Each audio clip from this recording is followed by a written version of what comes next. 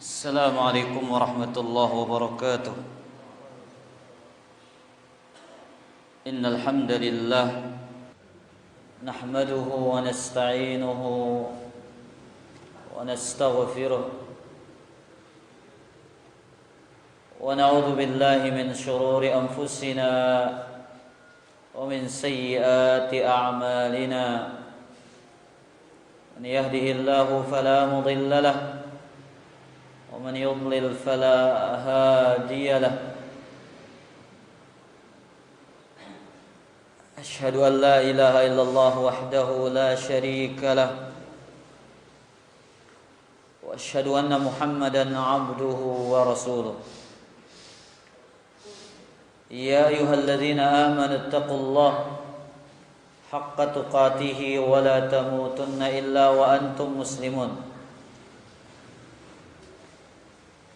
يا أيها الناس اتقوا ربكم الذي خلقكم من نفس واحدة وخلق منها زوجها وبث منهما رجالا كثيرا ونساء واتقوا الله الذي تساءلون به والأرحام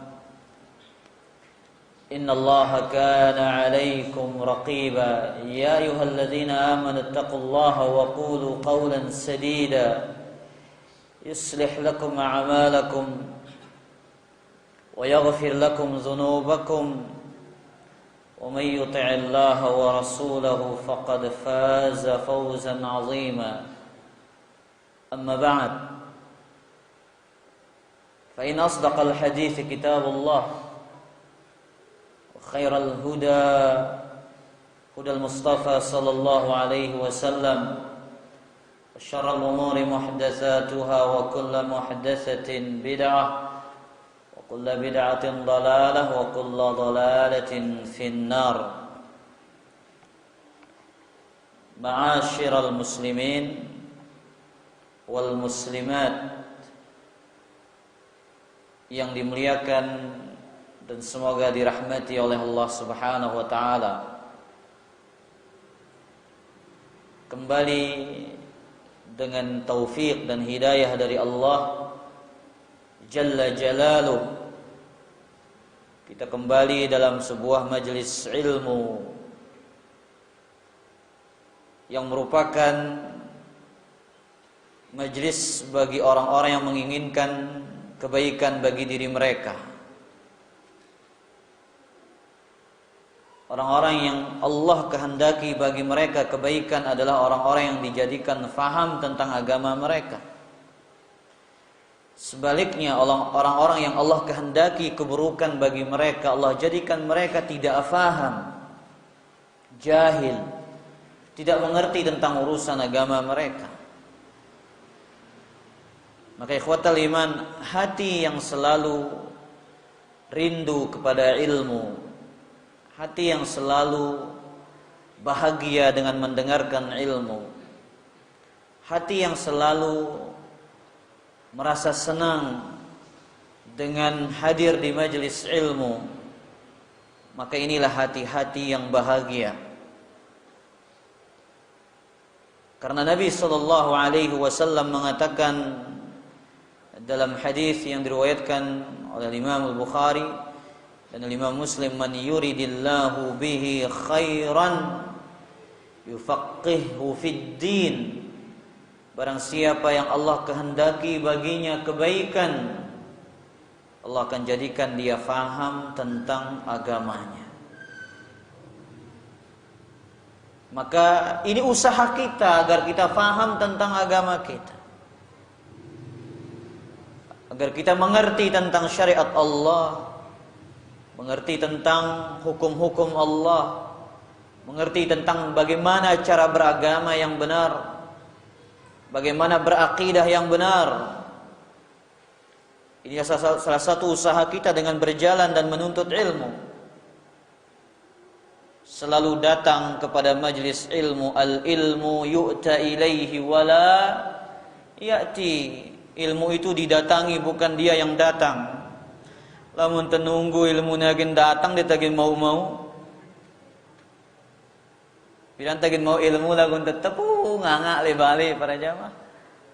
Ya, nggak bakal dapat ilmu. Makanya ilmu ini didatangi. Dan saya juga datang begitu kan? Saya datang, antum juga datang. Baik. Ikhwatal iman azan ya Allah wa iyyakum. Kita bersolawat kepada Nabi kita yang mulia, baginda Nabi besar Muhammad sallallahu alaihi wasallam. Kita sampai kepada poin keempat, paragraf keempat dari kitab Syarhus Sunnah lil Imam Al-Barbahari rahimahullah. Qala al-musannif rahimahullahu taala, berkata al-Imam Al-Barbahari rahimahullah, wa'lam rahimakallah. Para ulama sering mengungkapkan kata wa'lam rahimakallah. Ketahuilah, semoga Allah merahmatimu. Kata ketahuilah ini didahulukan sebelum berbicara tentang apa yang akan diberitahukan. Karena apa? Yang akan diberitahukan ini adalah perkara yang sangat penting di dalam agama, yang merupakan prinsip dasar di dalam beragama. Makanya Syekh rahimahullah memulai dengan kata i'lam. Makanya dalam Al-Quran, i'lamu annamal hayatud dunya, ketahuilah. Setelahnya ada perkara yang penting yang Allah kabarkan kepada kita. Ini uslub, metode Al-Quran yang digunakan oleh para ulama dalam kitab-kitab mereka. Begitu juga ini uslub, metode Nabi sallallahu alaihi wasallam dalam mengajarkan para sahabatnya. Di antaranya hadis Abdullah bin Abbas, wa'lam law anna al-ummata law ijtama'at ala an yanfa'uka bi syai'in lam yanfa'uka bi syai'in illa qad katabahu Allahu lak. Ketahuilah wahai Abdullah bin Abbas, seandainya seluruh umat manusia berkumpul untuk memberikan dirimu manfaat, mereka tidak akan mampu memberikannya kecuali apa yang Allah telah takdirkan kepadamu. Ini artinya kata i'lam ini metode, uslub yang digunakan oleh Al-Quran dan hadis-hadis Rasul sallallahu alaihi wasallam untuk mengabarkan dan memberitahukan sesuatu yang penting. Anna ad-dina innama jaa min qibalillahi tabaraka wa ta'ala lam yudha' ala uqulir rijali wa araihim. Ketahuilah, semoga Allah merahmatimu, bahwasanya agama itu datang dari sisi Allah, bukan diletakkan pada akal-akal manusia dan logika-logika mereka. Ini ucapan yang sangat indah, ikhwatal iman. Agama datang dari sisi Allah, bukan diletakkan pada akal dan logika manusia. Wa ilmuhu 'inda Allah wa 'inda rasulih sallallahu alaihi wasallam fala tattabi' syai'an bihawak. Kemudian kata Syekh rahimahullah, ilmu tentang urusan agama ini di sisi Allah dan di sisi Rasul sallallahu alaihi wasallam. Maka janganlah engkau mengikuti sesuatu dengan hawa nafsumu, dengan akalmu, dengan perasaanmu. Fatamruku minad din, maka niscaya engkau akan keluar dari agama Islam. Fatakhruja minal Islam, engkau akan keluar dari agama Islam. Fa innahu la hujjata lak. Baik. Kita jelaskan bagian pertama ini. Al-Imam Al-Barbahari menjelaskan kita di antara pokok prinsip di dalam beragama adalah beragama bukan dengan akal dan logika. Ketika kita beragama, kita siap menundukkan logika dan akal kita terhadap wahyu Allah. Entah itu berupa nas Al-Quran ataupun berupa nas dari hadis-hadis Rasul sallallahu alaihi wasallam yang sahih. Jadi ini yang harus kita pahami, ikhwatal iman. Ketika ada urusan agama yang belum bisa tersentuh oleh logika kita, tidak difahami oleh akal kita, tidak difahami oleh kecerdasan kita, atau bertentangan dengan kadar ilmu yang dimiliki oleh akal kita dan kecerdasan kita, maka janganlah kita berpaling dan lari darinya. Ikhwatal iman, ketika kita berbicara tentang akal, kita berbicara tentang sesuatu yang mulia.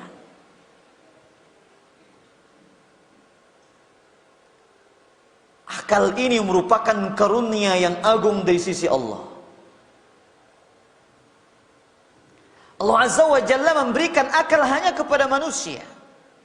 Dan inilah titik perbedaan terbesar antara manusia dan hewan. Dengan akal mereka bisa berpikir. Dengan akal mereka bisa membedakan mana yang bermanfaat dan mana yang tidak bermanfaat.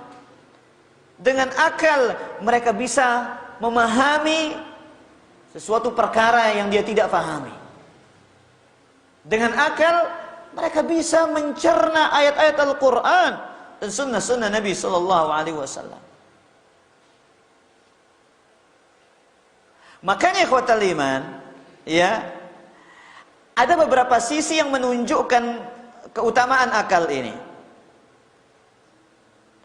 Yang pertama, Allah Subhanahu wa taala menjadikan akal tempat bergantungnya hukum, taklif. Allah menjadikan akal sebagai tempat bergantungnya hukum. Orang gila nggak wajib. Hukum Allah itu nggak berlaku bagi mereka. Karena apa? Akalnya sudah hilang. Orang yang pingsan sudah hilang akal mereka. Maka hukum Allah sementara tidak berlaku bagi dia sampai akalnya kembali lagi. Ini menunjukkan keutamaan akal. Makanya dalam hadis yang sering kita dengar ikhwatal iman, Nabi mengatakan apa? Rufi'al qalam an salasah. Catatan amalan itu diangkat dari 3 golongan. Yang pertama, anil majnun hatta yabra.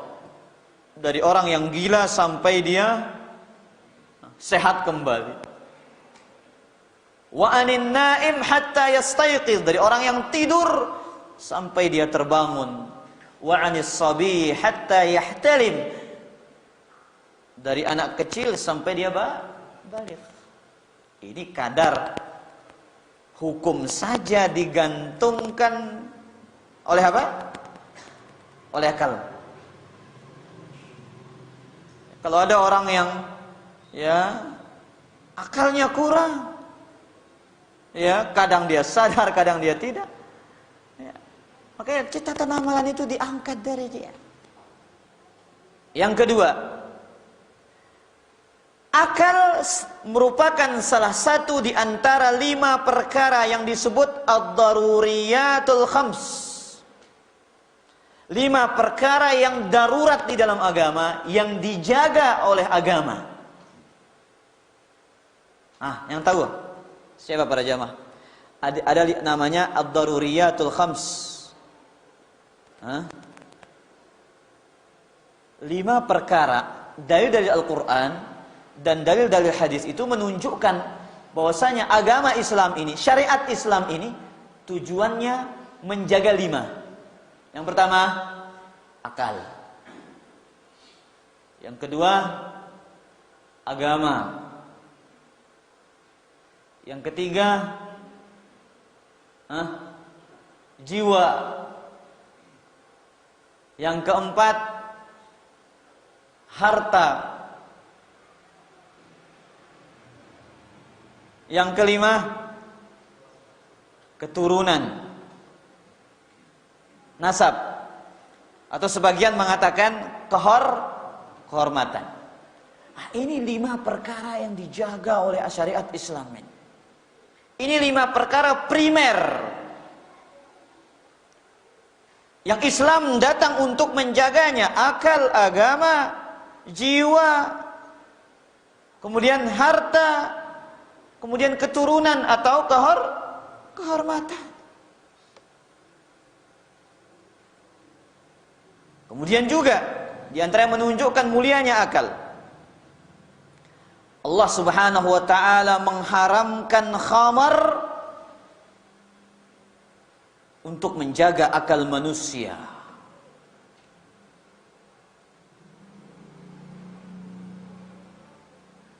Makanya Nabi sallallahu alaihi wasallam mengatakan kullu muskirin haram. Setiap yang memabukkan itu haram. Faqaliluhu wa kathiruhu haram. Sedikitnya atau yang banyak selama dia memabukkan itu adalah haram. Makanya orang yang menenggak minuman khamar ada hukuman had. Tahu hukuman had para jamaah? Hukuman yang diatur oleh syariat Islam terhadap kasus-kasus kriminal tertentu. Itu namanya hukuman had, seperti mencuri, seperti begal, seperti berzina, seperti minum minuman khamar, ada hukum hadnya.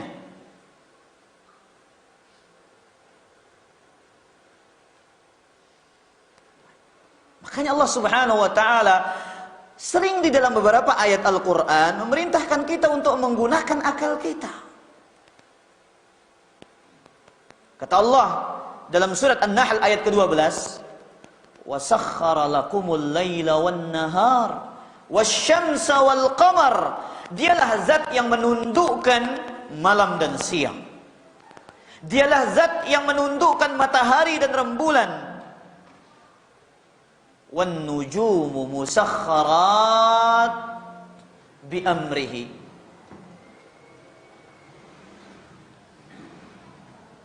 Dan bintang-bintang itu ditundukkan dengan perintah Allah Subhanahu wa taala. Lihat, Allah menyebutkan siang, malam, rembulan, matahari. Kemudian apa lagi? Bintang-bintang. Ini makhluk yang besar semuanya. Inna fi dzalika laayatil liqaumin ya'qilun. Sesungguhnya pada perkara-perkara tersebut terdapat ayat tanda kekuasaan bagi orang-orang yang berakal.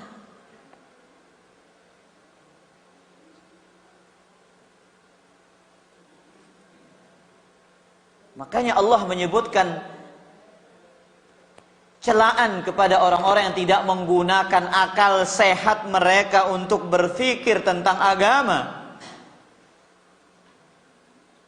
Dalam ayat yang sering kita dengar, surat Al-Mulk ayat ke-10, وَقَالُوا لَوْ كُنَّا نَسْمَعُ أَوْ نَعْقِلُ مَا كُنَّا فِي أَصْحَابِ السَّعِيرِ. Dan mereka berkata, sekiranya kami mendengarkan, kami dengar ayat-ayat Allah, kami dengar hadis-hadis Nabi sallallahu alaihi wasallam, kami pikirkan apa yang telah Allah firmankan, kami pahami hadis-hadis Rasul sallallahu alaihi wasallam, niscaya kami tidak akan pernah menjadi penghuni neraka sa'ir. Tapi manusia tatkala berhadapan dengan yang haram, mereka meninggalkan akal sehat mereka. Mereka lebih condong kepada hawa nafsu mereka. Kalau mereka kembali kepada akal sehat mereka, mereka akan berpikir 1.000.000 kali untuk melakukan dosa dan maksiat kepada Allah. Tapi yang lebih dominan adalah hawa nafsu.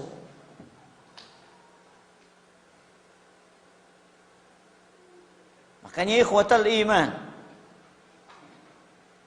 ketika kita berbicara tentang Islam, kita berbicara tentang sebuah agama yang bukan hanya berlandaskan akal dan logika. Maka jangan jadikan akal ini sebagai alat yang mendahului nas Al-Quran dan sunnah Nabi sallallahu alaihi wasallam. Manakala akal kita tidak sanggup untuk memahami ayat Al-Quran, manakala akal kita tidak sanggup untuk memahami hadis Rasul sallallahu alaihi wasallam, jangan kita mengatakan saya belum bisa menerimanya. Karena apa? Akal saya belum masuk.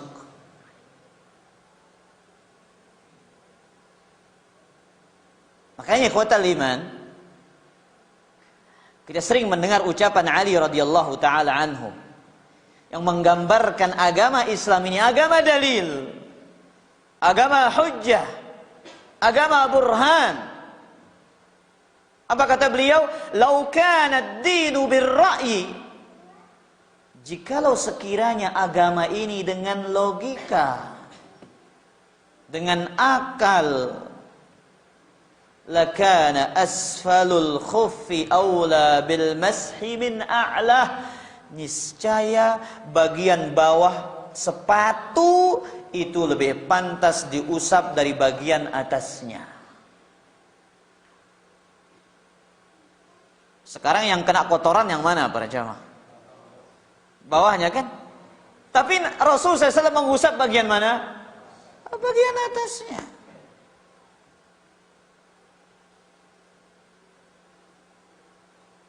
Maka jangan kita mencoba-coba mengkritisi dalil dengan kecerdasan kita, dengan logika kita, dengan akal yang kita miliki, dengan kepandaian yang kita miliki pada saat itu. Oh, ini belum masuk di akal saya, belum saya mau terima. Deman bau tama masih akal tiang ini bau nerima yang namun ngono pirang teh terima ya. Nganti tama le akal julu ke. Makanya banyak cerita dalam Al-Qur'an para jamaah. Nanti saya akan ceritakan nanti. Contoh kisahnya siapa?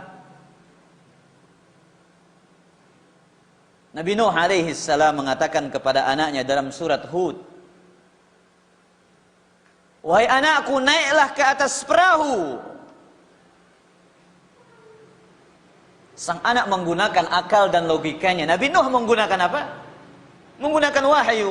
Qala sa'awi ila jabalin ya'simuni minal ma'. Aku akan naik ke atas puncak gunung yang akan menyelamatkan aku dari air banjir bah yang besar itu. Dia cerita naik ke gunung mana?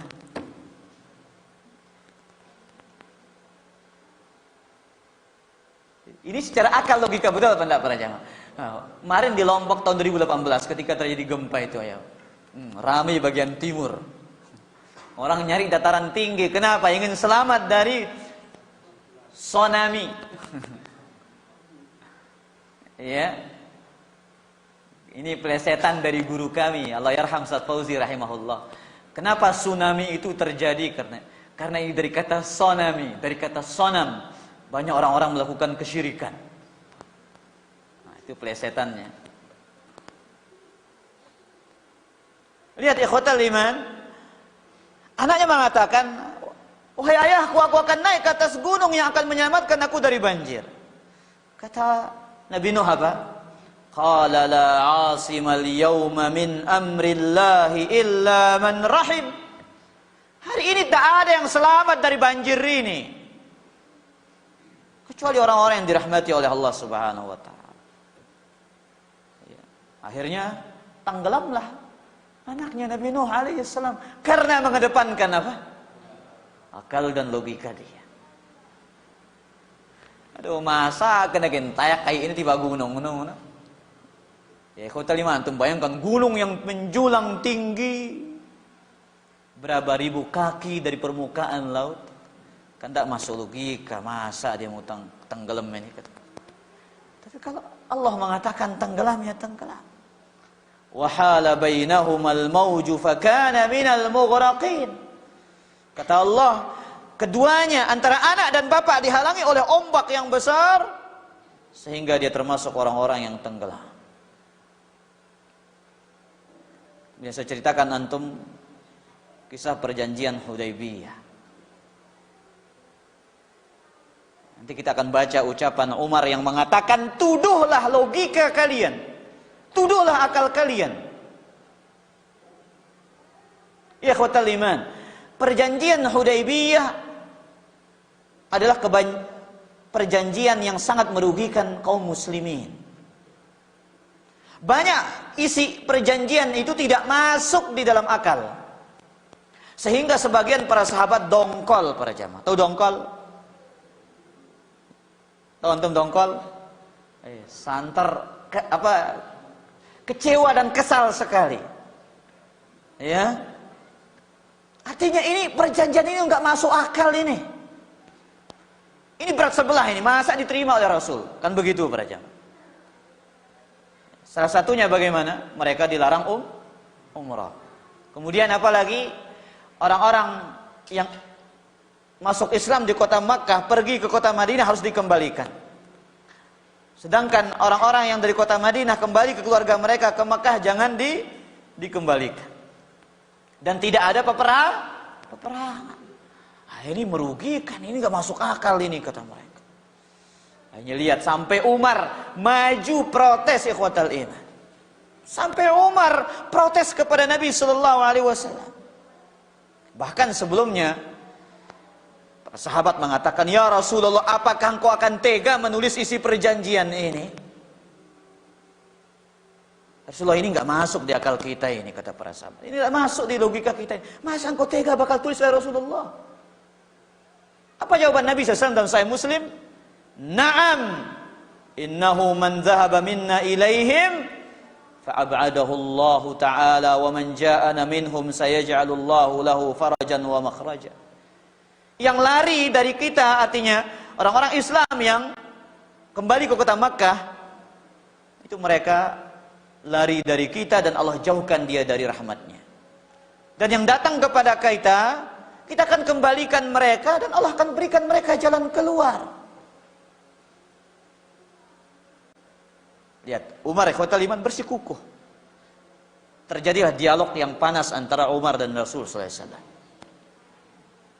Ya Rasulullah, alasta nabiyallah haqqan? Bukankah engkau benar adalah seorang nabi Allah, katanya.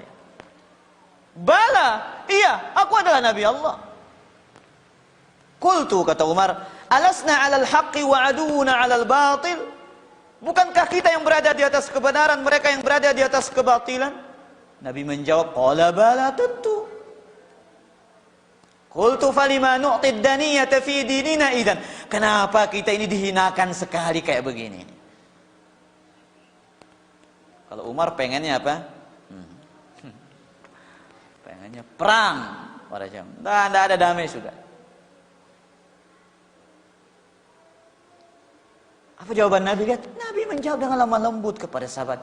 Inni Rasulullah walastu a'sihi wa huwa nasiri. Lihat jawaban ini ikhwatal iman. Jawaban yang ingin mengatakan kepada Umar, ini wahyu wahai Umar. Aku utusan Allah yang berbicara ini. Aku nggak mungkin menandatangani perjanjian ini melainkan berdasarkan wahyu dari Allah.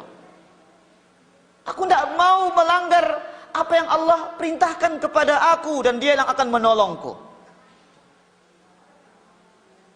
Lihat, tapi Umar tetap ikhwatal iman. Umar kembali mengatakan, awalaysa kunta tuhadditsuna anna sana'til baita fanatufu bihi? Wahai Rasulullah, bukankah engkau telah berjanji kepada kami kita akan datang ke Ka'bah kemudian tawaf di sana? Qala bala fa akhbartuka anna na'tihi al-'am. Ya, aku kabarkan kamu kita akan datang tahun ini. Umar mengatakan, "La, kita belum datang wahai Rasulullah." Fa innaka atihi wa mutawwifun bihi. Terus Nabi kita ikhwatal iman menasehati Umar yang bersikeras apa? Pokoknya enggak usah sudah. Kita akan datang kepada Ka'bah wahai Umar. Kita pasti akan tawaf di sana. Sabar saja. Makanya ikhwatal iman, akhirnya Umar merasa puas dengan jawaban siapa? Rasulullah sallallahu alaihi wasallam. Maka akhirnya muncullah ya ucapan Umar dalam Sahih Bukhari, ittahimu ra'yakum fid din. Ya ayuhan nas, ittahimu ra'yakum fid din. Wahai sekalian manusia, tuduh akal kalian kalau berhadapan dengan urusan agama. Tuduh akal kalian. Jangan tuduh dalil. Makanya ikhwatal iman, kalau kita banyak menggunakan akal dan logika rasio di dalam agama ini, maka banyak perkara yang akan kita tidak imani. Saya contohkan antum satu kecil tentang ruh. Siapa yang tahu tentang ruh? Ketika orang-orang Yahudi berbicara, bertanya kepada Rasulullah, wahai Muhammad, kabarkan kepada kami tentang ruh. Yas'alunaka 'anir ruh. Qulir ruha min amri rabbi wa ma utitum minal ilmi illa qalila. Nabi Muhammad diam. Kemudian turunlah wahyu, katakan kepada mereka, ruh itu diantara urusan Allah, ilmunya di sisi Allah, dan kalian tidaklah berikan ilmu kecuali sedikit. Jadi ikhwatal iman, banyak sekali perkara-perkara gaib yang tidak bisa dijangkau oleh akal dan logika kita. Terutama perkara beriman kepada perkara gaib. Maka saya ingin bertanya kepada antum. Saya ingin bertanya pertanyaan yang menguji iman dan menguji akidah kita. Apakah ada dalil di dalam hadis Rasul ataupun dalam Al-Quran yang bertentangan dengan akal sehat manusia? Jawab para jamaah, ada apa tidak? Apakah ada, saya ulang pertanyaan, apakah ada dalil dari Al-Quran ataupun hadis yang bertentangan dengan akal sehat manusia?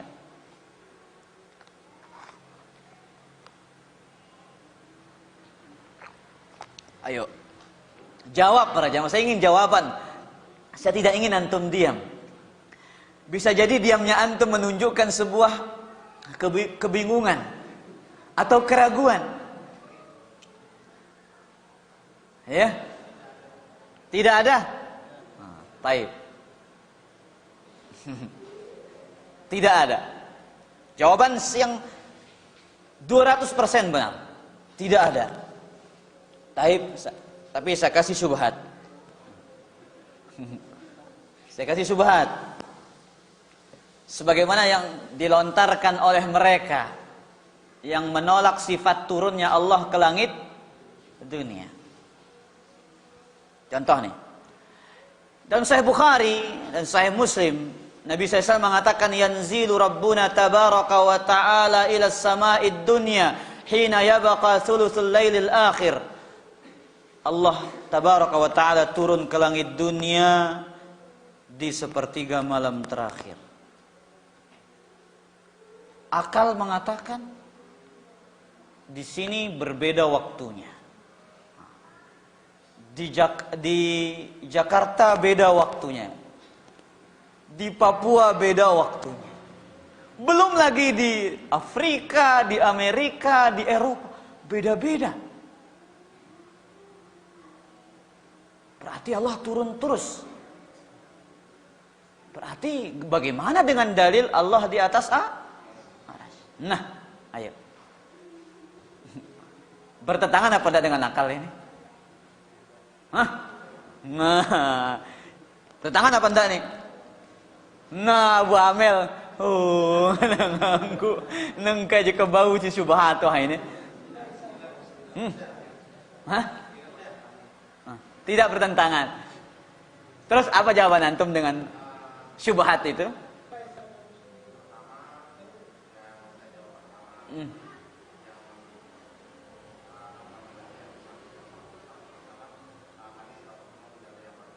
Nah, terus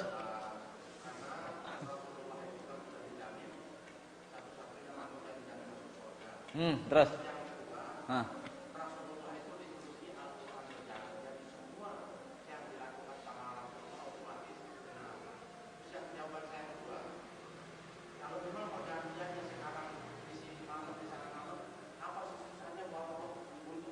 Masya Allah. Berarti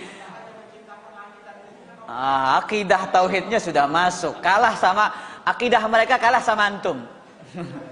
Akidahnya mereka kalah sama akidahnya antum.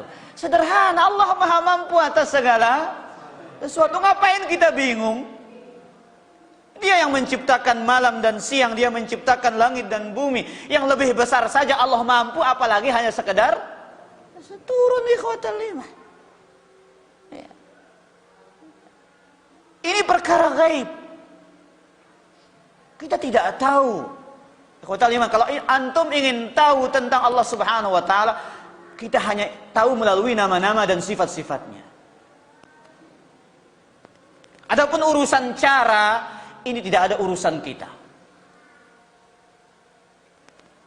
Yang penting tugas kita adalah beriman dan membenarkan. Dan ini sebagaimana dijawab tadi, laisa kamitslihi syai', enggak ada yang serupa dan semisal dengan Allah. Makanya ikhwatal iman, ada ucapan Al-Imam Ibnu Qayyim rahimahullahu taala, ucapan yang indah menjelaskan kepada kita bahwa saya tidak ada bertentangan akal sehat ini dengan apa yang dibawa oleh para nabi dan para rasul. Kata beliau dalam kitabnya As-Sawa'iq Al-Mursalah, jilid ketiga halaman 829, Ar-Rusul salawatullahi wa salamuhu alaihim lam yukhbiru bima tuhiluhul uqul wa taqta'u bistihalatihi.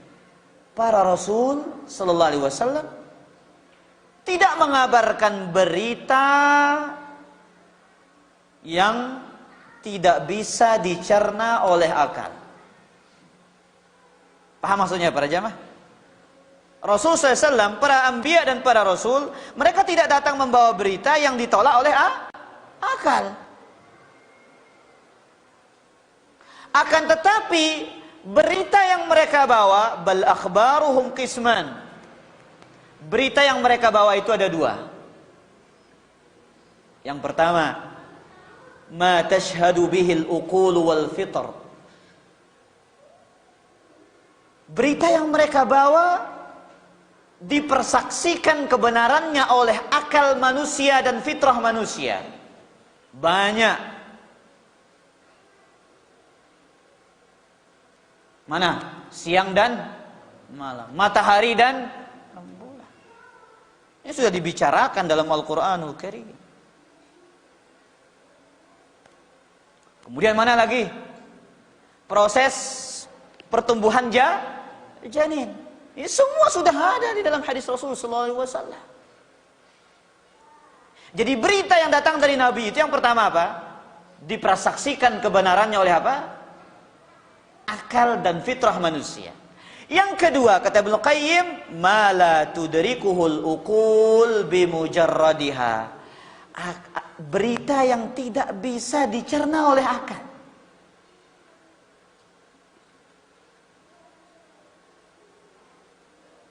Kal ghuyub allati akhbaru biha an tafasilil barzakh wal yaumil akhir wa tafasilil thawabi wal iqab. Seperti tentang perkara-perkara gaib. Nah, tentang surga, tentang neraka. Bayangkan ikhwatal iman, dalam Sahih Bukhari, ya, kisahnya seorang yang terakhir masuk ke dalam surga. Disuruh oleh Allah, masuk kamu ke dalam surga. Apa jawabannya? Wahai Allah, wah penuh surga ini. Dah penuh, tidak ada tempat saya. Kembali engkau masuk ke dalam surga. Sampai 3 kali. Sudah penuh surga itu, wahai Allah. Kemudian Allah katakan, udkhulul jannata walaka. Ya, masuklah engkau ke dalam surga yang seluasnya seperti langit dan bumi dan 10 kali lipat untukmu. Subhanallah. Itu orang yang terakhir masuk ke dalam surga. Coba antum bayangkan, 10 kali lipat dunia ini. Lai dalam umbi keluas nanti. Coba antum bisa cerna dengan akal itu? Enggak bisa, khotal ini. Sejauh mata memandang aja kita enggak bisa cerna.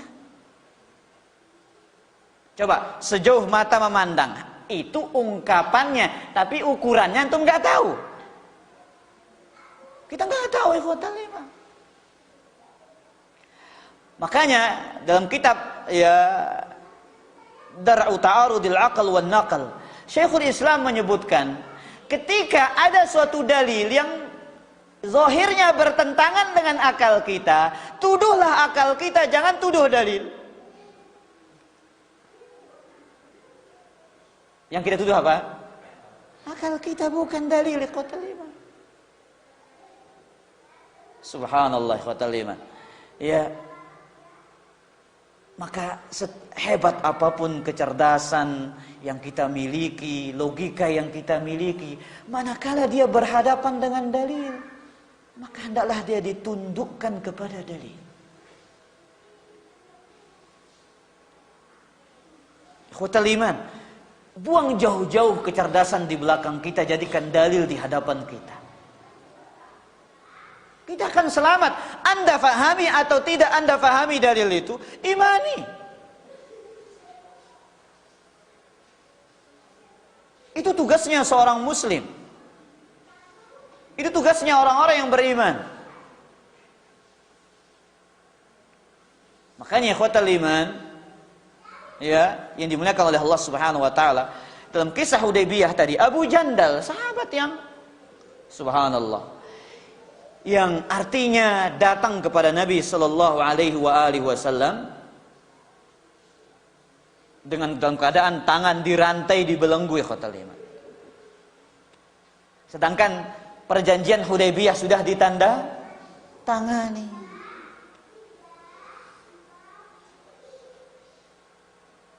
Tapi Nabi mengatakan, pulang Abu Jandal. Ini yang membuat Umar jengkel, dongkol sekali. Ya Rasulullah, masa ini kita selamatkan dia, kan dia kasihan ini.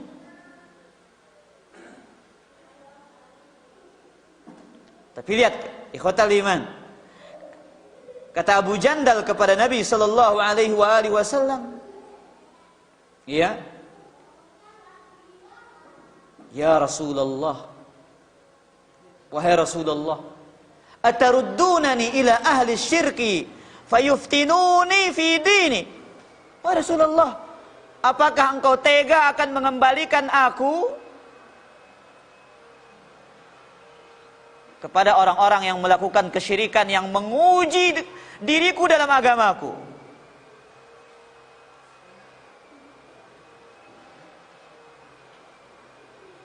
Ini kata Abu Jandal kepada Rasulullah SAW. Wahai Rasulullah, apakah engkau tega mengembalikan aku kepada orang-orang yang melakukan kesyirikan? Mereka akan mengujiku di dalam agamaku.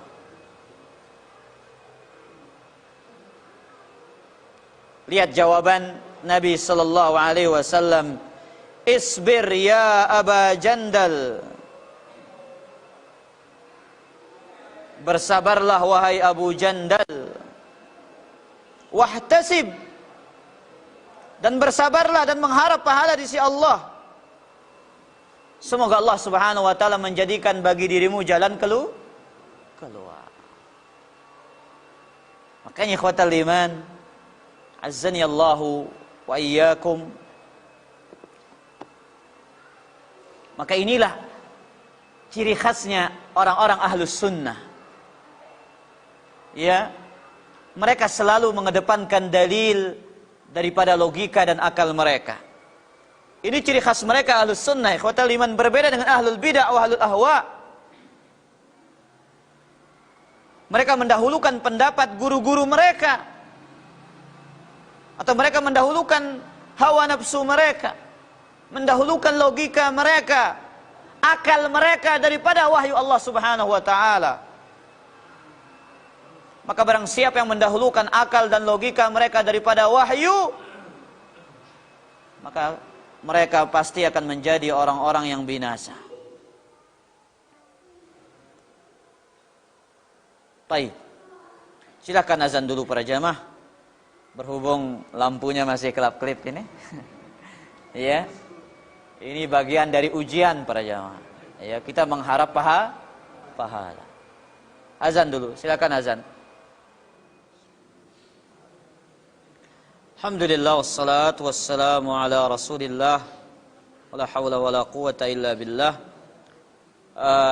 Demikian kajian kita pada kesempatan ini. Nanti akan datang pembahasan tentang ada beberapa jenis akal-akal yang tercela di dalam syariat yang disebutkan oleh Ibnu Qayyim rahimahullah dalam kitabnya Ilamul Muwaqqi'in, dan apa akibat ya yang terjadi apabila seseorang mendahulukan akal daripada wahyu dari Al-Qur'an dan sunnah Rasulullah sallallahu alaihi wasallam. Silakan, ada yang bertanya.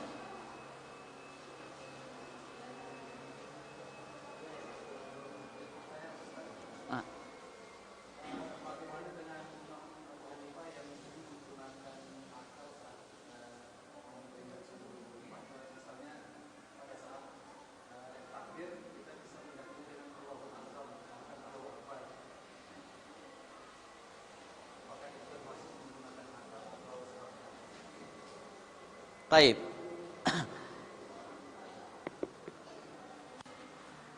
Bagaimana hukumnya apabila seseorang menggunakan akal ketika memahami dalil? Ya memang untuk memahami dalil harus menggunakan akal. Sebagaimana saya katakan, akal yang baik itu adalah akal yang digunakan hanya sebagai alat untuk memahami dalil, bukan alat untuk melampaui dalil. Jelas para jamaah? Saya ulang. Akal adalah alat untuk memahami dalil, bukan untuk melampaui dalil. Itu fungsi akal itu. Urusan dia paham, dia nggak paham, maka jangan kita melampaui dalil. Kalau kita tidak paham, berarti akal kita yang masih kurang bisa mencerna apa yang disampaikan oleh Allah Subhanahu wa taala dan Rasulnya sallallahu alaihi wasallam. Saya kasih syubhat lagi nih. Allah Subhanahu wa taala berfirman, ya, "Wa ma kana rabbuka nasiya." Dan Rabbmu tidak sama sekali lupa. Ayat yang lain mengatakan nasullaha fanasiyahum. Yang pertama Allah mengatakan wa ma kana rabbuka nasiya. Rabbmu tidak lupa. Ayat yang lain mengatakan nasullaha fanasiyahum. Mereka melupakan Allah, maka Allah melupakan mereka. Yo, pertentangan ini. Ayo, bagaimana para jamaah? Kan bingung. Oke, Ferry, kira-kira apa jawabannya? Alhamdulillah. Jadi khotal iman, hidup itu ada ujiannya. Kita kajian aja diuji sama Allah. Ya. Baik. Paham antum pertanyaan saya tadi? Paham apa tidak? Berarti nggak paham. Jadi dalam orang Arab mengatakan fahamus soal nisful jawab. Memahami soal itu setengah jawaban. Ya bagaimana jawab pertanyaan yang nggak paham soalnya? Saya ulang. Dalam satu ayat Allah mengatakan wa ma kana rabbuka nasiya. Rabbmu tidak pernah lupa. Nah, ayat yang lain mengatakan nasullaha fanasiyahum. Mereka melupakan Allah, maka Allah pun melupakan mereka. Begitu? Nah, Allah tidak lupa, yang ini lupa. Nasiya, dari kata nasiya. Pertentangan apa tidak? Hah? Terus apa maksudnya? Hah? Main tebak-tebakan ini jangan.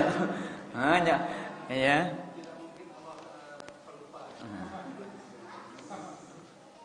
Jawabannya sederhana. Kita kembalikan kepada tafsirannya para ulama, selesai.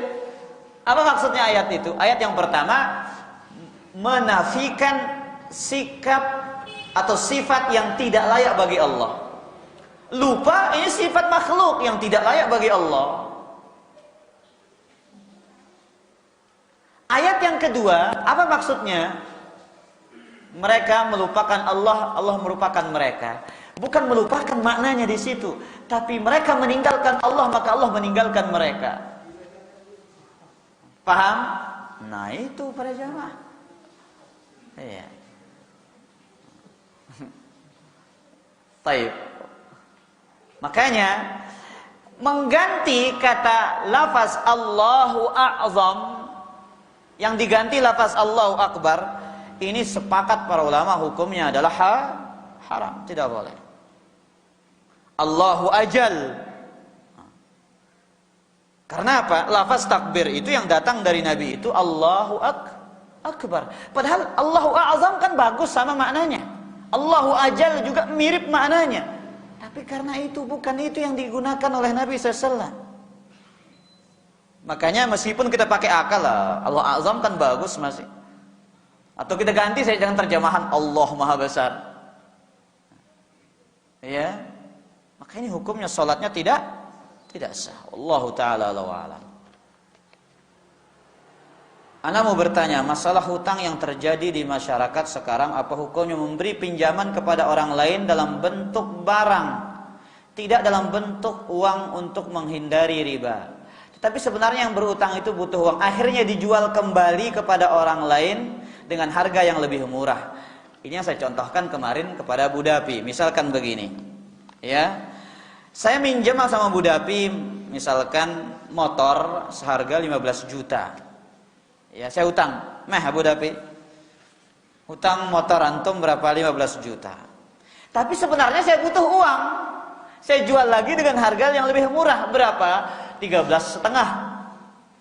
Misalkan, inilah salah satu tafsiran para ulama, bai'ul 'inah. Iza tabaya'tum bil 'inah.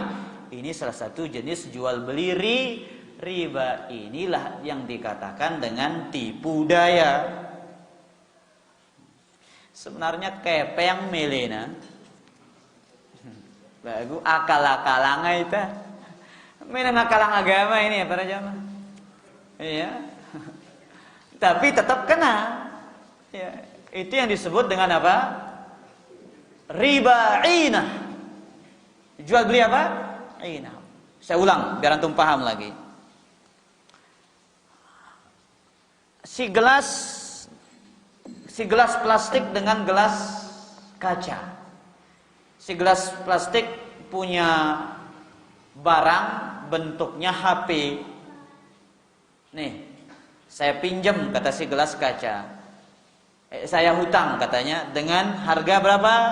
5 juta dalam tempo 5 bulan. Akhirnya diambillah duitnya, dijual kembali dengan harga yang lebih murah, harga 4 juta, dapat cash. Inilah yang disebut dengan bai'ul. Yang dia cicil nanti berapa? Sama sebenarnya, jamaah-jamaah tapi tang kepeng ini apa meh? Kepeng pira? 3,5 juta atau 4 juta, lagu riba 1 juta. Jamaah-jamaah apa dengan oke? Ulah muter-muter. Tidak perlu muter-muter. Ya. Ini sama pada jamaah. Cuman pakai akal. Ini yang disebut dengan bai'ul 'inah. Allahu taala a'lam. Ada pertanyaan yang lain? Ah, silakan.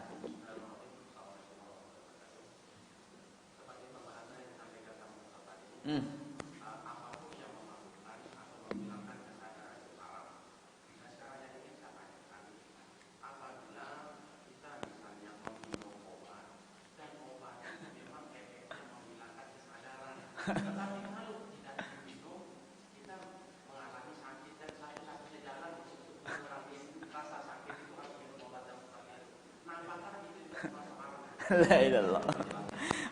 Obat bius.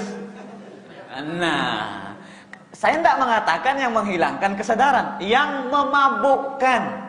Kullu muskirin haram. Ini nas dari Nabi SAW. Setiap yang memabukkan. Nabi nggak mengatakan setiap yang menghilangkan akal, enggak. Paham maksud saya? Nah, yang memabukkan, bukan yang menghilangkan akal. Karena memang khamar ini juga salah satu efeknya itu menghilangkan apa? Menghilangkan akal. Makanya kata khamar itu diambil dari dalam bahasa Arab, khamara yakhmuru, menutup. Kenapa dia dikatakan khamar? Karena menutup akal. Jelas ini? Ya, kalau obat bius nggak ada masalah. Ya, coba kalau antum mau dioperasi nggak pakai obat bius kok. Ada obat yang memang menghilangkan, membuat orang menjadi pingsan. Boleh, nggak ada masalah. Iya. Itu bukan maksud hadis itu. Maksud hadis itu adalah yang memabukkan. Tahu, beda memabukkan dengan yang menghilangkan akal, beda. Tidak semua yang yang menghilangkan akal itu memabukkan. Contoh yang menghilangkan akal, tabrakan, dar, pingsan, koma langsung. Hilang enggak akalnya itu? Apakah itu haram?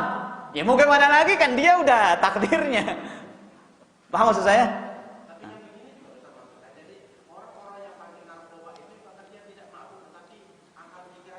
Itu memabukkan. Ya, narkoba itu sama dengan khamar, memabukkan. Kan dia fly itu para jamaah kan. Pelan-pelan dia begitu. Dia fly. Seperti bahasanya mereka. Betul apa tidak? Iya. Makanya istilahnya para pekonsumsi narkoba itu apa katanya? Nge-fly. Iya. Wal-iyazu billah. Iya. Bahkan istilah itu diadopsi, mabok agama katanya kan, nge-fly agama. La haula wala quwwata. Enggak ada orang mabok agama. Yang wajib itu belajar agama. Ya. Fanatik kepada agama Islam. Enggak boleh fanatik sama agama Islam. Terus kita mau fanatik kepada agama apa? Kalau kita meyakini agama Islam itu agama yang benar. Allahu taala alam.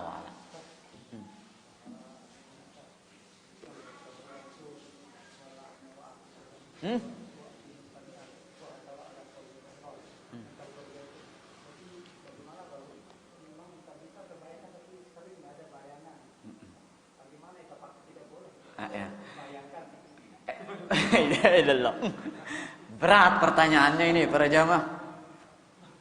Berat pertanyaannya.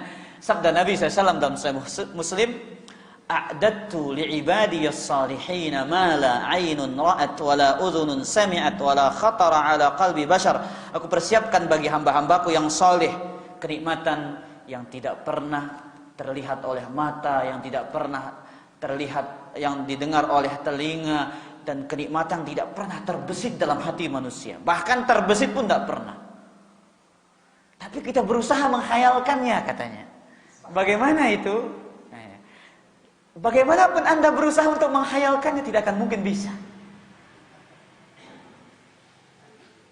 Makanya Abdullah bin Abbas mengatakan, tidak ada yang di dunia dan di surga itu kecuali namanya yang sama. Khamar ada di surga, susu ada di surga, buah-buahan ada di surga. Fiha faqihatun wa rumman wa nakhlun wa rumman. Ada buah-buahan, ada kurma, ada delima. Antum mau tanya saya bagaimana bentuknya Ustaz? Saya enggak tahu, itu intinya antum imani saja. Coba antum bayangkan, Nabi mengatakan seorang lelaki itu diberikan kekuatan 100 orang untuk menggauli istrinya di surga. Ibnu Abbas mengatakan dalam tafsir Qurtubi, seorang laki-laki memeluk bidadari itu 70 tahun. Dia tidak bosan dan bidadari tidak bosan. Coba 70 tahun ngapong senina tar 10 menit. Wah. Jerewa. Kok bau kita yang agen mikirangan kayak ini. Bisa kita hayalkan ini hatal iman? Enggak bisa antum hayalkan 70 tahun coba. Enggak sampai akal kita. Jelas ini, Heri? Nah, wallahu taala ala wa ala. Pertanyaan yang lain? Di sini ada pertanyaan.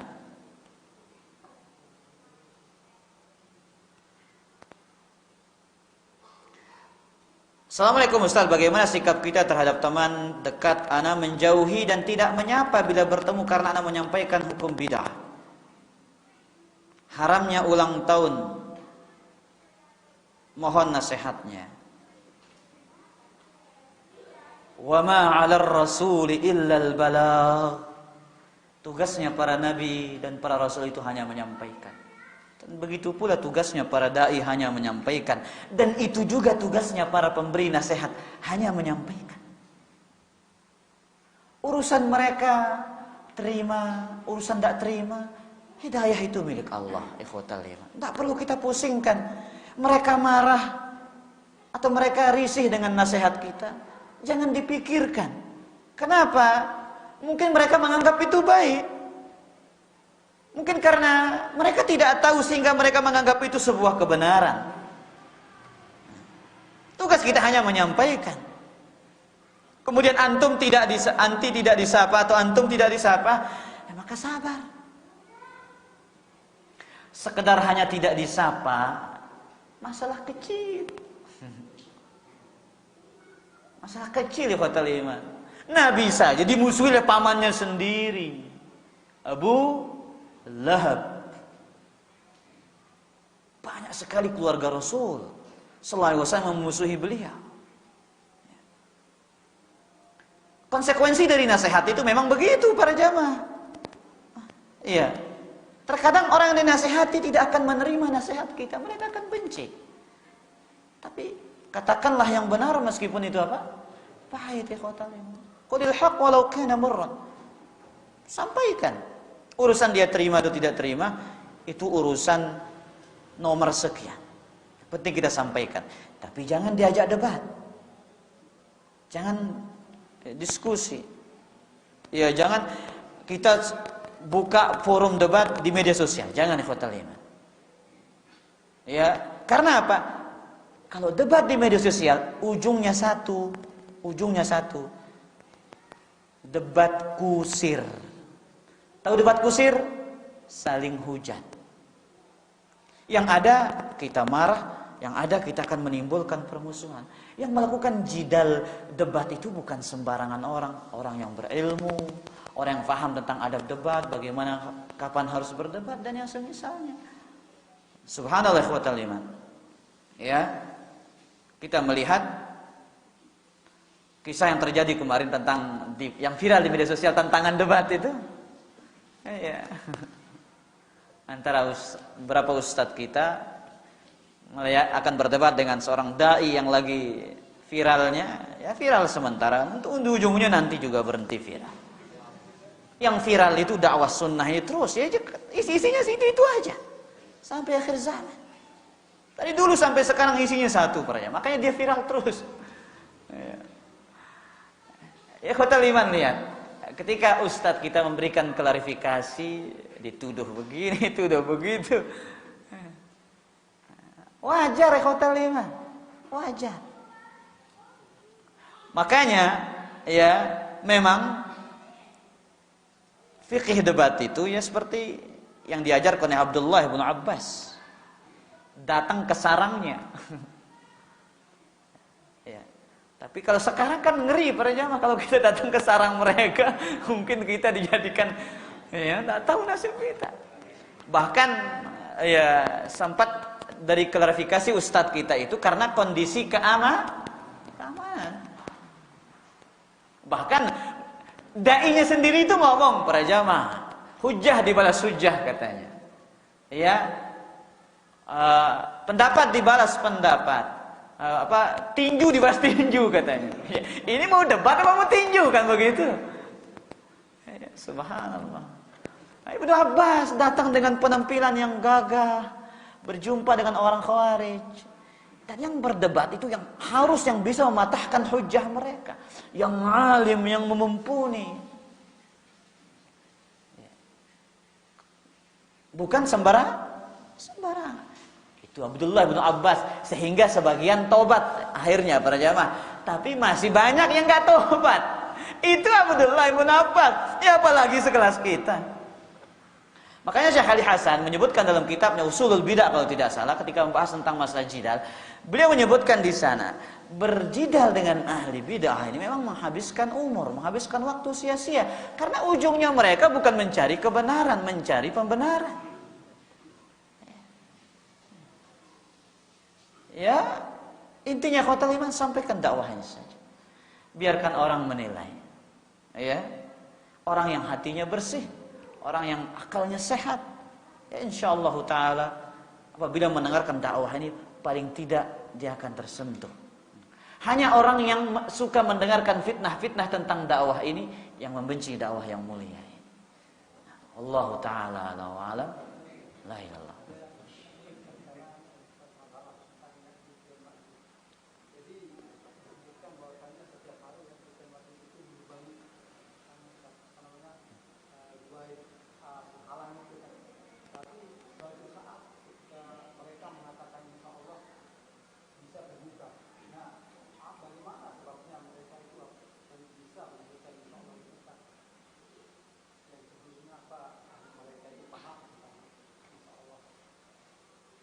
Baik.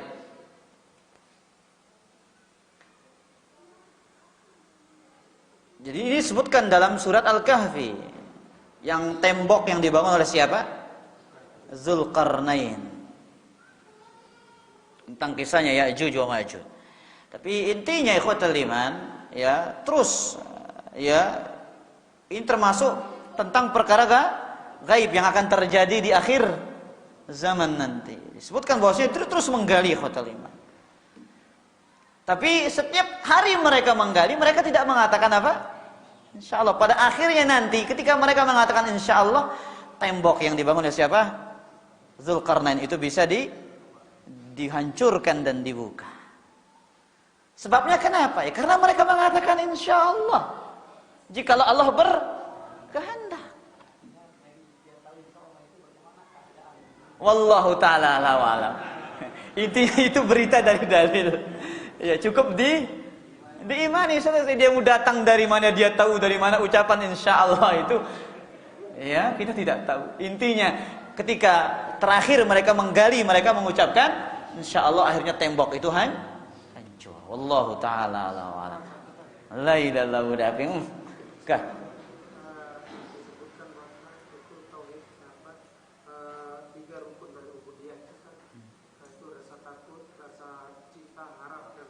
Nah, ketika rasa takut itu seseorang kadang ketika sama istrinya masih dia amarahnya masih itu saja, terus ketika melihat binatang buas yang seolah-olah dia akan diterkam, dia ini kan fokuskan ketakutannya sama binatang buas itu sendiri. Tidak disadarkan bahwasanya ketika binatang buas itu akan menerkam dengan izin Allah. Berarti rasa takut itu bukan karena Allah, hanya disandarkan ke binatang buas itu sendiri. Dan begitu juga sama istri. Terkadang banyak masalah marah gitu saja. Terus masalah ini juga saat ketika kita beribadah itu tidak pernah kita memikirkan bahwasanya apakah ibadah kita itu diterima, takut gitu bahwasanya ibadah diterima atau enggak gitu. Bagaimana tauhid kita itu Ustaz? Apakah masih dipertanyakan tauhid? La ilaha. Masalah al-mahabbah, al-khauf war raja. Hadis yang tadi dalam Sunan Ibnu Majah. Antum cari kalau ada terjemahan Sunan Ibnu Majah, cari tafsirnya. Cari terjemahannya. Sebutkan dari hadis Abu Hurairah tentang hadis yang tadi, hadis sahih. Pertanyaan tentang al-mahabbah. Para ulama menggambarkan al-mahabbah itu, khauf itu dan roja itu ibarat sebuah burung. Al-mahabbah itu adalah kepalanya. Dan khauf dan roja itu adalah sayapnya. Makanya tiga ini harus ada. Al-mahabbah tidak ada, tidak mungkin burung akan terbang. Kemudian roja tidak ada, tidak mungkin akan terbang karena satu sayap rusak. Maka ketiganya harus seimbang. sehingga burung itu bisa terbang dengan nyaman dan indah. Begitu juga dengan ibadah, ikhwatal iman. Ada rukun ibadah hati itu ada 3. Cinta, orang beribadah karena dorongan cinta. Dia beribadah karena dorongan berharap surga Allah. Dia beribadah karena rasa takut terhadap siksa dan neraka Allah Subhanahu wa taala. Dan itulah sebenarnya yang mendorong kita beribadah, ikhwatal iman. Sebenarnya kita tidak sadar ketika kita sholat, itu yang mendorong kita untuk sholat. Ya. Kenapa? Kita cinta kepada Allah. Karena kita takut kepada Allah. Kita berharap surga Allah. Dan ini harus ada dalam hati kita ketika kita beribadah, ikhwatal iman. Jangan hanya sekedar ibadah. Sama seperti yang dikatakan tadi, ketika orang takut kepada singa, ini namanya khaufun tabi'i, rasa takut yang sifatnya lumrah, manusiawi. Ya, itu manusiawi, ikhwatal iman. Yang tidak manusiawi itu ada namanya khaufus sir. Ini rasa takut yang syirik. Kapan? Dia takut kepada sesuatu yang menyebabkan dia mengagungkan sesuatu tersebut. Dan takut kepada sesuatu itu. Contoh, oh itu kubur keramat. Yang lewat pasti ketemu. Yang lewat pasti kesurupan katanya. Jadi kalau antum lewat sana, harus minta izin sama penghuninya. Tapi wala tengendang izin liwat dulu. Ini khaufus sir, syirik. Ada takut yang haram, Abu Dafi. Contohkan misalkan, mana Yon? Yon. Misalkan Abu Dafi ngomong sama antum. Lemak lamun sholat telat, potong gaji. Nah akhirnya dia tidak berani telat sholat gara-gara takut potong gajinya. Nah, ini takut yang diharamkan.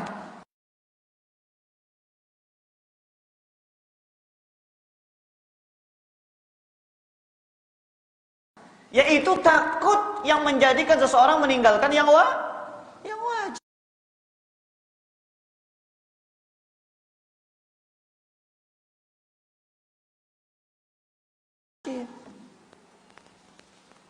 Adapun tadi Abu Dafi kepada ular, kepada perampok dan yang sebagainya, ini takut yang manusiawi.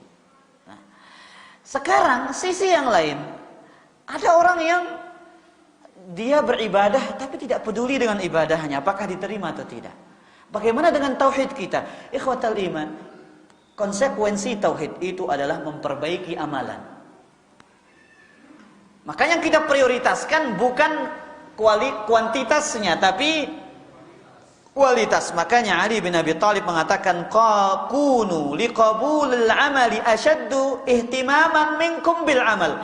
Jadilah kalian memprioritaskan diterimanya amalan daripada memperbanyak amalan. Kenapa? Innama yataqabbalullahu minal muttaqin.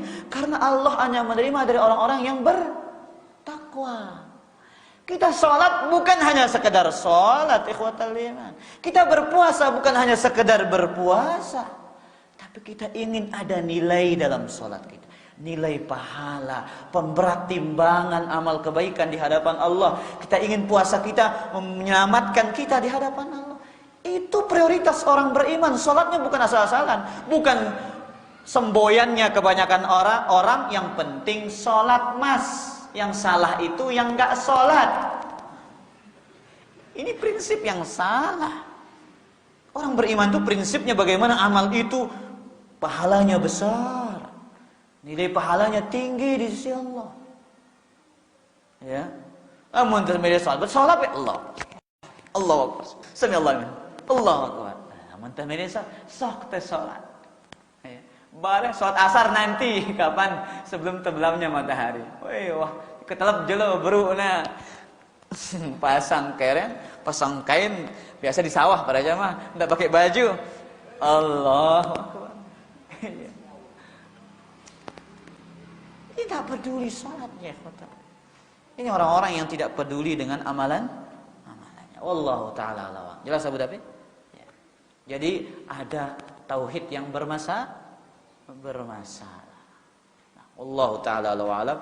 Nah, jam baru lebih wah ini. Subhanakallah wa bihamdika asyhadu an la ilaha illa anta astaghfiruka wa atubu ilaik. Kurang lebihnya mohon maaf. Wassalamualaikum warahmatullahi wabarakatuh.